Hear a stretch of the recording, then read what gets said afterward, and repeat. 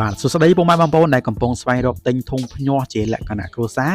យើងអាចភ្ញាស់បានមាន់ទាក្រួយឬក៏កំពងកងានបានបងប្អូនធុងនេះជាលក្ខណៈគ្រួសារបើសិនជាបងប្អូនមានធុងនេះមួយគឺងាយស្រួលសម្រាប់ការភ្ញាស់ពងមាន់ទារបស់យើងបងប្អូនឬក៏មាន់ដែលវាក្រាបជាមួយនឹងមេ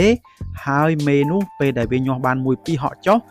វាអត់ក្រាបពងវិញប្រកាសជាខូចបើយើងមានធុងនេះយើងយកមកដាក់វាញាស់អស់ហើយបងប្អូនបាទអញ្ចឹងសម្រាប់ការប្រើប្រាស់គឺស្រួលគឺវាមានកញ្ច្រែងហើយនឹងមានអំពូលនៅចំកណ្ដាលកង្ហារអូតូលើក្រោមកញ្ច្រែងហ្នឹងគឺអាចលើកចេញមកខាងក្រៅបានបងប្អូនអត់មានជាប់ទេបាទយើងធ្វើឲ្យប្រជាជនរបស់យើងងាយស្រួលតែម្ដងបញ្ជាក់គឺយើងចូលដល់ឆ្នាំ2025ហើយសម្រាប់ពុកម៉ែបងប្អូនដែលធ្លាប់បានទិញពីខាងខ្ញុំយកទៅប្រើប្រាស់គឺយើងលក់តាំងពីឆ្នាំ2015មកបងប្អូនមកដល់ឥឡូវគឺច្រើនឆ្នាំមែនទែនអញ្ចឹងសម្រាប់ពុកម៉ែបងប្អូនដែលចង់បានយកទៅប្រើប្រាស់យើងផ្ញើបានគ្រប់ទីកន្លែងគ្រប់ខេត្តក្រុងតែម្ដងហើយការវិចខ្ចប់ដោយបងប្អូនបានឃើញអញ្ចឹងគឺយើងវិចខ្ចប់បែបហ្នឹងដាក់តាមក្រុមហ៊ុនវរៈបុណ្យធម្មតែមួយគត់បើសិនជា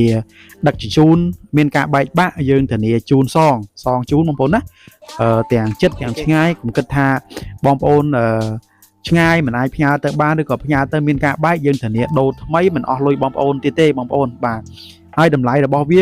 1,240,000 រៀល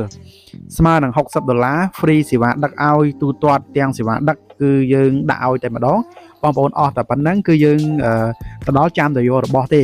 ហើយតើតងទៅនឹងបច្ចេកទេសអីផ្សេងគឺមានកដាស់នៅក្នុងហ្នឹងរបៀបណែនាំភ្ញាស់ហើយពេលដែលទូផ្ញើទៅយើងសេរីយើងសេតឲ្យបងប្អូនមិនចាំបាច់ទេមើលតែរបៀបភ្ញាស់ពងមាន់ទៅបានហើយបងប្អូនមិនបាច់យកទៅធ្វើអង្គុយចុចអង្គុយសេរីខ្លួនឯងនោះទេ